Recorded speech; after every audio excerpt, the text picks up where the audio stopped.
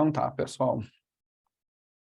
Vamos então retomar o nosso curso de métodos quantitativos.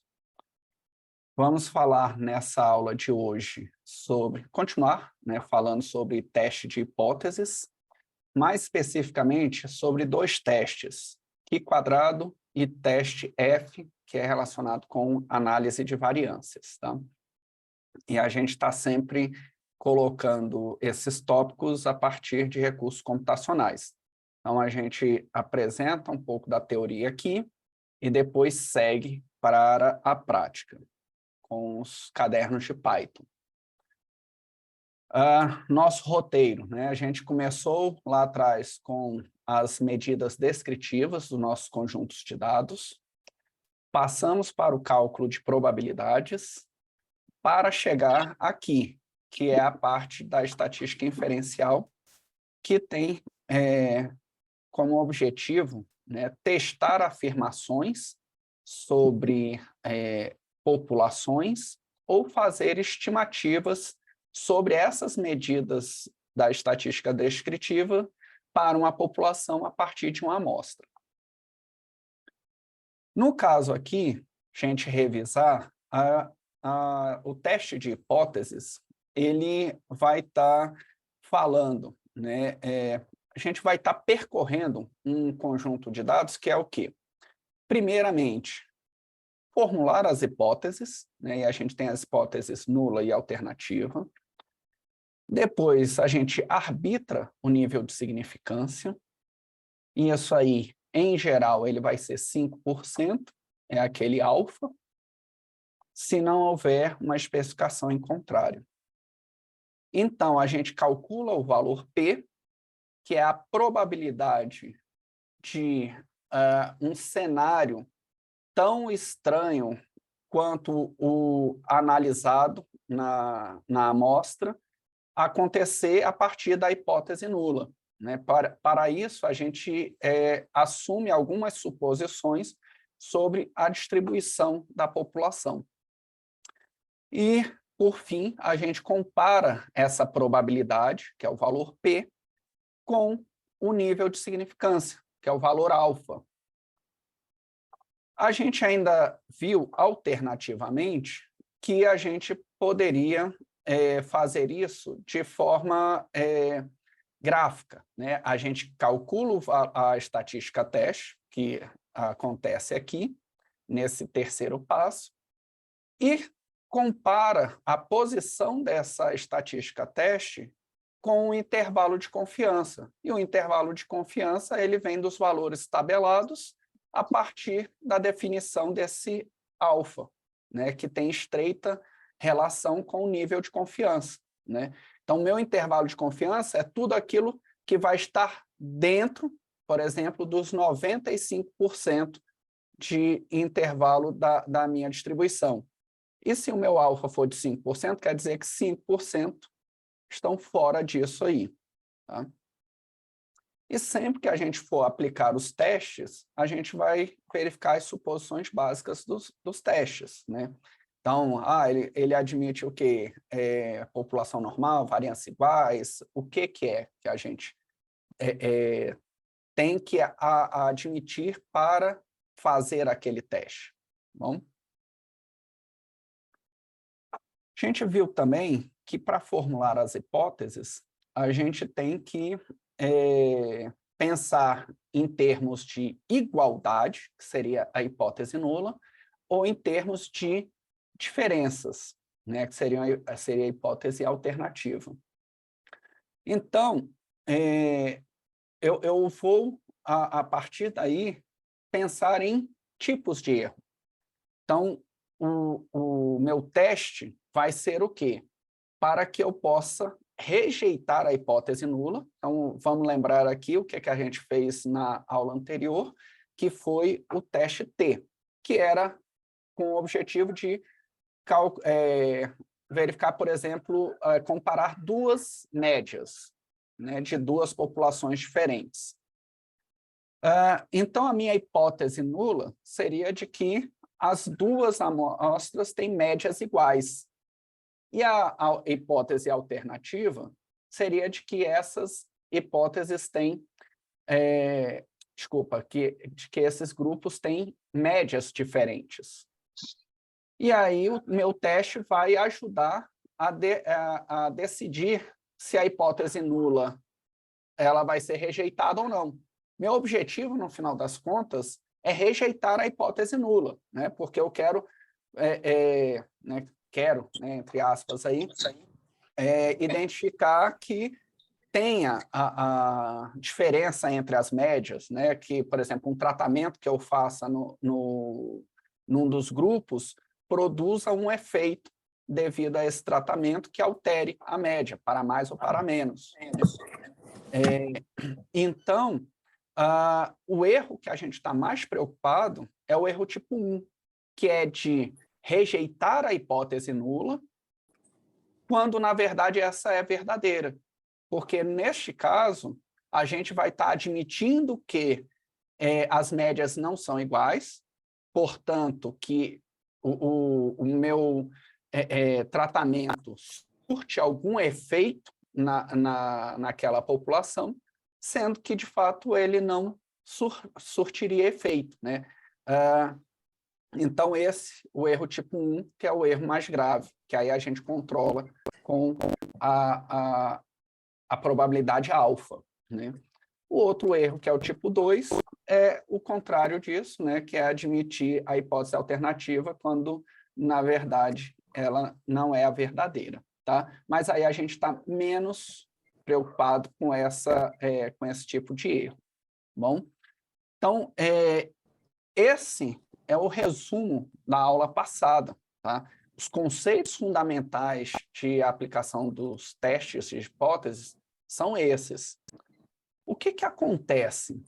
A gente tem uma variedade muito grande de testes de hipóteses. E essa variedade vai me dificultar, porque o que eu vou aplicar? Porque muitas vezes as suposições, o tipo de dado que eu tenho, qual que é o meu objetivo de pesquisa, como que é a distribuição dos dados, as variâncias, enfim, as características dos meus dados vão me conduzir a ir para um teste ou outro teste. E aqui, no caso, eu peguei uma tabela dessas aí, da Unicamp, por exemplo, a Faculdade de Enfermagem, que tem várias dessas tabelas aí para ajudar a decidir qual o teste que eu devo aplicar, tá bom? E aí tudo vai depender se meu tipo de variável é qualitativo, quantitativo, né? A gente viu isso lá no início das aulas, né? Quando a gente começou a falar de estatística descritiva. Mas, além disso, né, se eu tenho uma ou duas populações, então tudo isso vai me afetar aqui para eu tomar a decisão. E eu, de forma alguma, vou conseguir falar de todos esses testes aqui, tá bom? Mas a gente vai falar dos principais que vão dar embasamento para vocês aplicar todos os demais testes. Então, a gente já viu o teste T de Students, que ele é muito aplicado, e ele serve, então, para a gente, principalmente, comparar as médias de duas amostras, sejam elas dependentes ou independentes, tá? Hoje a gente vai falar também da ANOVA, que é o teste F, porque aqui eu consigo comparar duas amostras. E quando eu quiser comparar mais do que duas amostras, aí então vem para uma nova, tá? A gente vai também falar de um teste muito comum que a gente usa, que é o teste Q quadrado, quando eu quero comparar qualitativo com qualitativo, tá bom? Então, esse vai ser o nosso roteiro de hoje. Aqui eu coloco, mais uma vez, a biblioteca SciPy, da documentação dessa biblioteca, a gente consegue verificar que eu peguei só uma partezinha do tanto de testes estatísticos que a gente pode fazer. tá bom? A nossa ideia aqui é percorrer apenas alguns, os mais importantes para a gente.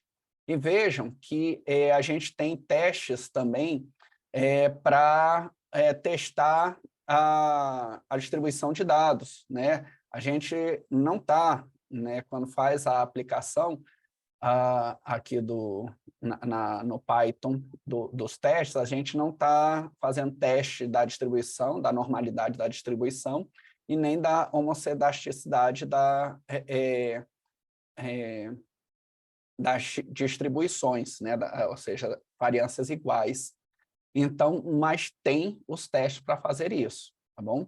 Então, numa pesquisa séria, né, com uma boa metodologia, vocês vão ter que aplicar esse tipo de testes também, tá? Então, vamos começar aqui falando sobre o teste Q-quadrado, que é adequado, então, como a gente já viu nos slides anteriores, para avaliar afirmações sobre proporções envolvendo variáveis qualitativas, né? Então, por exemplo, eu quero saber se o hábito de fumar está relacionado ou associado com o sexo do participante da minha pesquisa. E vejam que aí eu vou falar sempre em associação, né? Então, por exemplo, a aprovação ou rejeição de determinada proposta está relacionada ou está associada com o nível de instrução. Então eu coloco lá uma determinada proposta. As respostas aprovando ou desaprovando determinada proposta, essas respostas elas estão relacionadas com o nível de instrução do respondente? Então, são perguntas desse tipo que a gente quer responder quando a gente fala de teste Q-quadrado. Vamos pegar aqui um exemplo. Tá? A gente sempre vai tentar usar aqui os exemplos para introduzir os conceitos. No caso aqui, estou pegando aquela questão da associação entre tabagismo e sexo. Então, pega-se uma amostra aleatória de 300 pessoas adultas e se faz a pergunta, né? Fumante ou não fumante? E aí a gente obtém aqui as respostas, né? Então, foram 130 fumantes, sendo 92 do sexo masculino e 38 do feminino. Não fumante, 108 masculino e 62 feminino, somando 170, dando, então, 300 elementos nessa minha amostra. Tá? Então, vamos começar a fazer aqui o teste de hipóteses. Então, a gente vai seguir aquele mesmo roteiro. Qual que é o primeiro passo para aplicar um teste de hipóteses? Formular as hipóteses. No caso aqui, eu vou dizer que sexo e tabagismo são variáveis independentes, ou seja, tanto faz ser homem ou mulher, fumar ou deixar de fumar não faz diferença. Então, a proporção de homens e mulheres fumantes independe disso, são iguais. A outra possibilidade, que é a hipótese alternativa, ela é de que a proporção de homens e mulheres fumantes é diferente entre si. Bom, então, ou seja, existe uma associação entre sexo e tabagismo. Qual que é o segundo passo? Arbitrar o nível de significância. Então, o segundo passo, arbitrar o nível de significância, tem a ver com aquele erro, né, tolerável de rejeitar água a zero, quando, na verdade, ela deveria ser zero. Né? Então, vou admitir uma probabilidade de ocorrência disso de 5%. Tá? Aí, agora, vamos para o terceiro passo, que é calcular o valor P. Né? Bom, para calcular o valor P, a gente depende da estatística do teste. No caso aqui, a estatística do teste Q quadrado é o próprio Q quadrado, né? Que ele é o quê? O somatório dos valores observados. Quem são os valores observados? Ora, 92 fumantes, 38, 108, 62. Então, esses elementos aqui são os observados. E aí eu elevo essa diferença ao quadrado e divido pelo valor esperado. Então, vamos ver como é que a gente calcula esse valor esperado, né? Então, eu pego o total da linha. Quem que é o total da linha? 130. Multiplico pelo total da coluna, 200. E divido isso pelo total geral, que é 300. Então, ó, total da linha vezes total da coluna, dividido pelo total geral, dá a proporção de elementos que eu esperaria se essas duas variáveis, tabagismo e sexo, não fossem relacionadas, não fossem associadas. Da mesma forma, eu vou fazer para cada célula aqui. Bom? Aí, agora, eu pego e faço aquela continha, né? Que é somar essa diferença ao quadrado e dividir pelo valor esperado, que é isso aqui, né?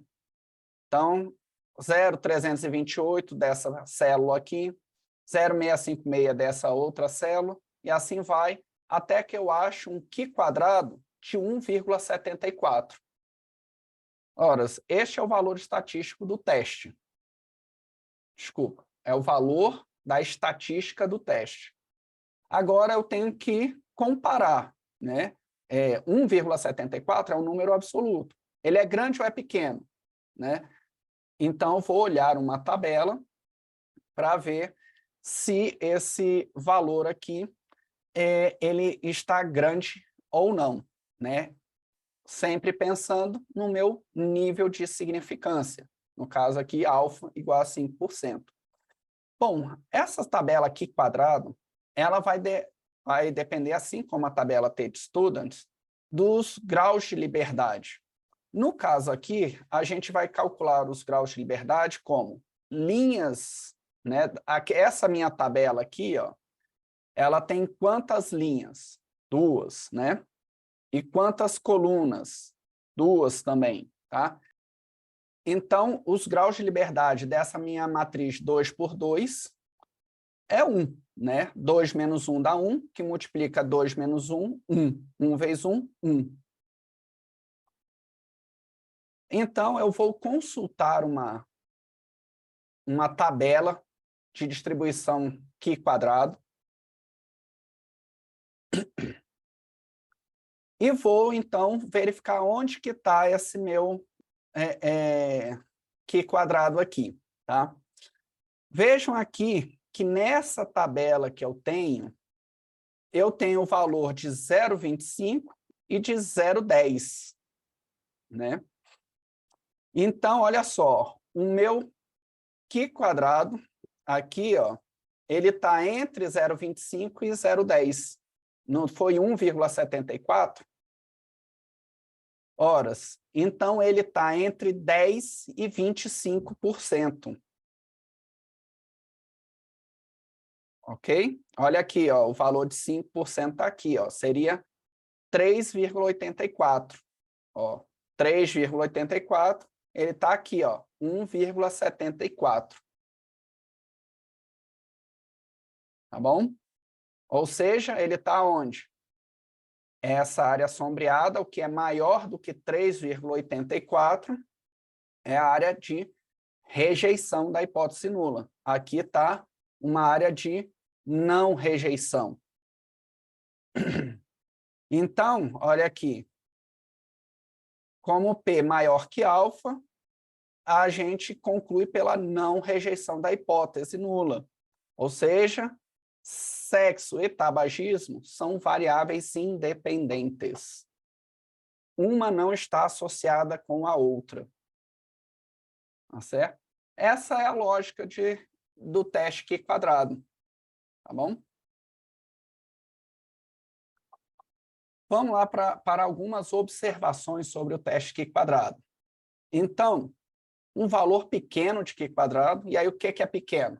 Aí vai depender, né, do meu valor tabelado lá de uma tabela, né, de Q quadrado.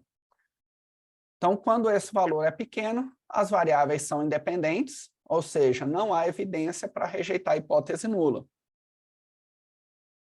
Por outro lado, se o Q quadrado for grande, ora, se ele está grande, então ele está indo lá para a cauda. Quando está indo lá para a cauda, tem uma área sombreada menor. Então, o valor P é pequeno. Se o valor P é pequeno, menor que alfa, leva à rejeição da hipótese nula. Ora, se eu rejeito a hipótese nula, quer dizer que eu estou admitindo a associação entre as variáveis. Tá? Então, percebam aqui por que é mais relevante controlar o erro tipo 1, que é o erro de não rejeitar a hipótese nula, de rejeitar a hipótese nula quando ela é verdadeira, né? Porque isso me leva a concluir que há associação, por exemplo, entre as variáveis, quando de fato não há. E as suposições básicas desse teste é de que os dados devem ser mutuamente exclusivos. Então, por exemplo, eu não posso ter um mesmo respondente sendo, ao mesmo tempo, fumante e não fumante. Ou ele é fumante ou ele é não fumante. Ou ele é homem ou ele é mulher. Tá bom? Então, eu não posso ter um mesmo respondente em duas casas, né? E isso é natural, a gente tem feito toda a construção estatística para eventos mutuamente exclusivos, né? E frequências esperadas, né, aquela do cálculo, maiores do que 5, tá? Então, a gente vê aqui que as suposições são muito poucas, né? Por quê? Porque esse também é um teste não paramétrico, né? Os testes não paramétricos, eles vão ter menos exigências, menos suposições sobre as populações do que os paramétricos, são aqueles que medem valores das estatísticas, né? No caso, médias e proporções. Tá? Então, olha só, a análise de variância, ela é uma técnica aplicada para determinar se as médias de duas ou mais populações são iguais. Então, vejam só, a gente vai estar verificando uma variável qualitativa, com quantos níveis forem aqui, e a influência disso aí sobre uma variável contínua, quantitativa, tá? Então, é como se a gente estivesse aplicando o teste T, e, de fato, eu coloco o asterisco aqui, porque se a gente quer comparar as médias de duas populações ou de duas amostras, melhor dizendo, eu vou aplicar o teste T. Se eu aplicar o teste F, ou a nova, eu vou ter o mesmo resultado do teste T. A ideia aqui é quando eu tenho mais do que 3 médias para serem comparadas, tá bom? Então, para eu calcular uma média, eu tenho que ter uma variável quantitativa, né? E aí, eu posso ter, como é que é o princípio da ANOVA, né? Ora, eu quero comparar se as médias são iguais ou diferentes, mas eu vou fazer uma análise de variância. Ora, esses diagramas aqui dão uma ideia do que a gente está falando. Eu vou ter aqui, então, uma amostra, outra amostra, outra amostra, 3 amostras. E aqui, não sei se dá para ver direito, mas tem uma linha cinza aqui, que é a média dessas médias aqui. Se eu pego, então, essa média das médias e comparo com as minhas médias dos grupos. Dependendo das variâncias, né, a variância dentro da amostra ou dentro do grupo e entre os grupos, eu vou poder falar em médias diferentes ou médias iguais. tá? Aí vamos pegar aqui os conceitos, né? Porque a estatística do teste é essa razão F, tá? Essa razão F vai comparar, então, as variâncias entre os grupos com as variâncias dentro de cada grupo. Né? Lembra, S, né? S quadrado, S é o desvio padrão da amostra, S quadrado é a variância. Então, eu vou fazer uma estimativa da variância entre as N amostras, que é essa conta aqui que a gente faz, sendo que cada grupo ou cada observação tem N amostras. Então, eu coloco aqui. Então, eu vou comparar a média do meu grupo com a média das médias. E divido isso sempre, né?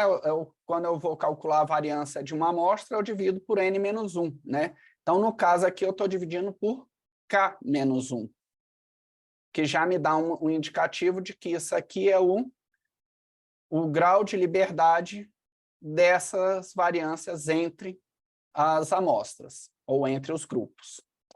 Bom, e dentro de cada grupo, ou de cada amostra, eu tenho K observações, né? Então, eu vou fazer aqui a média das variâncias, que vai dar essa conta toda aqui. Ora, eu não vou fazer isso aqui na mão, né? O computador vai fazer essas contas para mim. Então, para a gente pegar aqui um exemplo simples, que dá para fazer a conta na mão, só para a gente fixar os conceitos, tá bom? Então, vamos lá. São 4 amostras de gasolina, ó, gasolina A, gasolina B, a C e a D. Aí a gente avalia o rendimento dessas gasolinas, né? Ou seja, quantos quilômetros por litro ela roda, tá? E eu quero avaliar se esse rendimento médio, ou a quilometragem média dela, é igual em todos os tipos. Então, a gente fez o quê? 6 medições, ou 6 observações, em cada tipo de gasolina. E os resultados estão aqui. Então, essa gasolina A, numa observação, fez 15,1, na outra 15,0, a C aqui, 15,2, 16,1, 15,3. Então, eu fui registrando esses rendimentos aqui. E aí, agora eu quero ver, existe diferença entre o rendimento médio da gasolina A, B, C ou D? Então, por exemplo, eu estou lá no grupamento de aviação operacional, lá o Vilela, ele vai opinar sobre a escolha de qual o querosene de aviação que vai ser adotado lá. Aí, horas, tem diferença de rendimento entre eles? Eu quero avaliar isso. Tá? Então, eu vou fazer uma nova aqui. Se fosse só a gasolina A e a B, eu poderia fazer o quê? Um teste T. No caso aqui, eu tenho 3 ou mais, eu uso a nova. Teste T não dá aqui. Então, vamos ver aqui, né? Então, olha só, eu tenho 4 amostras, ou seja, K igual a 4, com N igual a 6 medições ou observações em cada amostra. Então, vamos ver aqui a média e a variância de cada amostra. Então, eu venho aqui, ó, tiro a média e a variância de cada amostra. O passo seguinte. Então, eu vou formular as hipóteses aqui, né? Que as médias das populações são todas iguais. Então, tanto faz eu comprar gasolina A, B, C ou D, é a mesma coisa. E a hipótese alternativa é de que as médias não são todas iguais. Pelo menos uma delas é diferente. E para fazer isso, então, eu vou olhar aqui essa variância aqui. Mas é essa aqui que eu vou olhar? Não, é aquela razão F, que é das variâncias entre os grupos e dentro de cada grupo.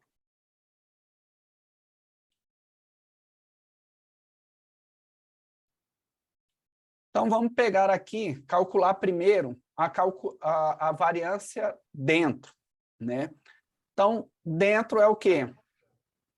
0088, 0040, 0124, 0032, dividido por 4, né? Porque são K amostras, 0071, tá bom? Então, a média dessas K amostras. Vamos pegar agora a variância entre. A variância entre, eu tenho que calcular aqui essa média das médias. A média das médias é 15,2, 15, 15,4, 15,6, né? Então, somo divido por 4. Então, aqui, eu vou pegar N, que são 6 observações em cada grupo, multiplicar por essa diferença quadrática aqui. Então, vou pegar a observação 1, a média da observação 1, menos a média global, eleva ao quadrado. Somo, somo, somo, divido por K menos 1. Então, vamos dizer aqui, a variância entre, né, a comparação da variância entre as amostras. Então, deu 0,402. Horas. Então, a razão entre as variâncias entre e dentro de cada amostra me dá um valor F. Esse é o valor da estatística, tá? Por isso que é chamado de teste F. Agora, eu tenho que decidir, esse 5,70, ele é grande ou é pequeno?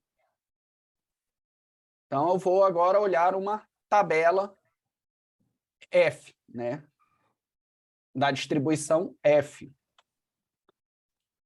Aqui, olha só, a gente viu, né, que a tabela T e a tabela Q quadrado, elas dependem do grau de liberdade. Aqui eu complico um pouquinho mais, porque a tabela F, a distribuição F, ela vai depender dos graus de liberdade das razões, né, das variâncias entre e das variâncias dentro de cada amostra, tá? Que aí a gente vai chamar de variância 1 e variância 2, ou variância do numerador e do denominador, tá bom? Então, olha só, para cada tamanho de amostra e número de amostras, a gente tem uma distribuição F. E aí, então, tenho que pegar aqui, ó, K menos 1, 3. Então, esse K menos 1 é o número de graus de liberdade do numerador. E Kn menos 1 que é, no caso aqui, dá 20, né? Que é K4, 6 menos 1, 5, né? Dá 20. É o número de graus de liberdade do denominador. Então, uma F com 3 graus de liberdade no numerador e 20 graus de liberdade no denominador, para 5%, então vejam só, o tamanho, deixa eu até mostrar aqui, o tamanho de uma tabela que ia ser, né? Eu tenho uma tabela dessa aqui para cada nível de confiança, então eu teria que colocar aqui vários. Então, eu estou pegando aqui uma específica para 5% de nível de significância, tá bom? E aí eu vejo aqui, olha só, 3 graus de liberdade no numerador, 20 graus de liberdade no denominador. Então, dá 3,10. Agora sim eu vou poder comparar esse valor. Deixa eu só voltar aqui. Não está o desenho. Ora, eu vou poder comparar esse 3,10 com o meu valor de 5,70. Então, agora sim eu posso decidir. No caso aqui, olha só, o valor de F é maior do que o valor tabelado. Então, conclui-se que as médias das populações não são todas iguais, né? Ou seja, eu estou rejeitando a hipótese nula.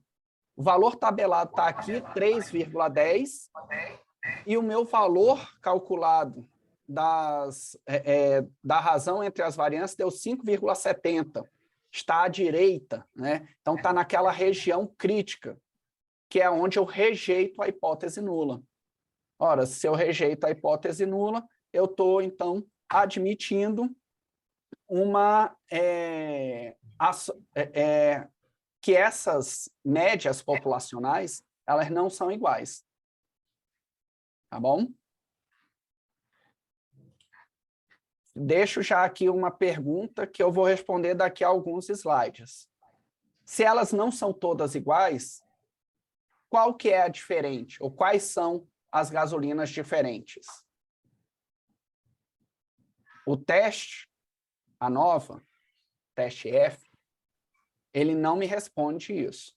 Ele me responde ou são todas iguais ou não são todas iguais. Vocês podem encontrar na literatura ou fazendo esse teste em softwares aí, por exemplo, SPSS, Excel e outras, a tabela nova. Então, essa tabela nova, ela vai pegar na primeira linha aquela SB, né, que é a variância entre as médias. Então, eu tenho uma soma de quadrados aqui, que eu divido pelos graus de liberdade para encontrar o SB quadrado.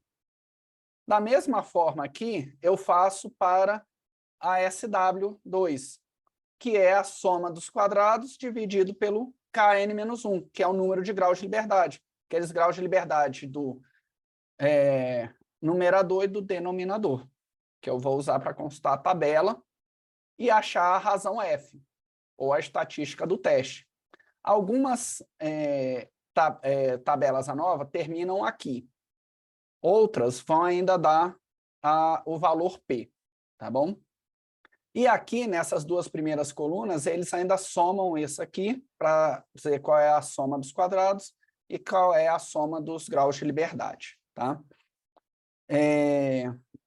Então, a gente pode encontrar o resultado do teste na forma dessa tabela nova. E aí vocês vão saber interpretar, tá? Esses valores aqui de soma de quadrados e graus de liberdade também tem a ver com, mais à frente, que a gente poderia falar, que era sobre regressão, tá? Que aí aqui tem a ver com os resíduos. Tá? Mas eu acho que a gente não vai conseguir chegar a falar disso, não nessa aula. Eu vou deixar um material complementar para quem quiser consultar, quem quiser falar sobre isso na sua monografia, vou deixar um material de consulta, tá bom? Então, vejam só, de uma forma geral, o cálculo, né, das variâncias entre e dentro de cada amostra é esse aqui, né, porque a gente colocou o N para fora lá do somatório, porque a gente tinha 6 observações em cada amostra. Mas eu posso ter 6 observações numa, 2 na outra, 5 na outra, 10, e assim vai. Então, eu posso, de uma forma geral, fazer essa conta aqui, tá? E, da mesma forma, eu faço aqui para a variância entre, né? E aí, vejam aqui, né, que, então, esse N1 mais N2 mais NK, então, aqui é a soma de todas as observações que eu fiz, né? No caso aqui, eu tinha feito 20, não era isso? 6 vezes 4, 24, desculpa, não era isso? Menos o K igual a 4, que aí dá 20 graus de liberdade, tá? Mas o número total de observações, 24. Mais uma observação, né? A análise de variância, como eu disse, ela informa se as médias são iguais ou não. Para saber quais grupos são diferentes entre si, a gente aplica um pós-teste, tá? Ou teste pós-hoc. Isso aí é muito utilizado quando a gente aplica a análise de variância. E aí eu rejeito a hipótese nula, então verifico que tem diferença entre as médias, e aí eu vou identificar, então, os grupos que são diferentes, tá bom? E aí o mais comum, que inclusive a gente vai fazer na nossa aplicação prática, é o teste Tuckey, né? Mas tem outros, Doom, Dunnett, um monte, tá? Vários pós-testes aí, e aí depende de algumas suposições, tá? Não vou me aprofundar nisso. Agora, reparem que o teste F, né, ele é um teste paramétrico, né? Qual que é o parâmetro que eu estou avaliando? Né? É a média populacional. Então, a gente deve ter amostras aleatórias independentes, isso aí também é uma coisa que a gente está assumindo na nossa estatística.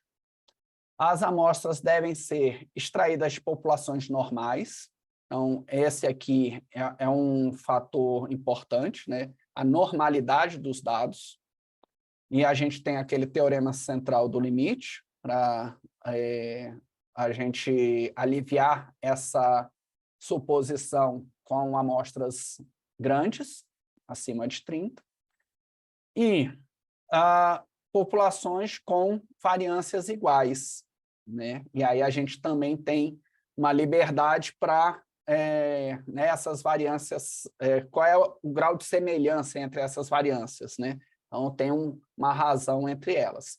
Como eu disse, para aplicar o teste numa pesquisa com metodologia forte, eu tenho que fazer os testes de normalidade e de homocedasticidade.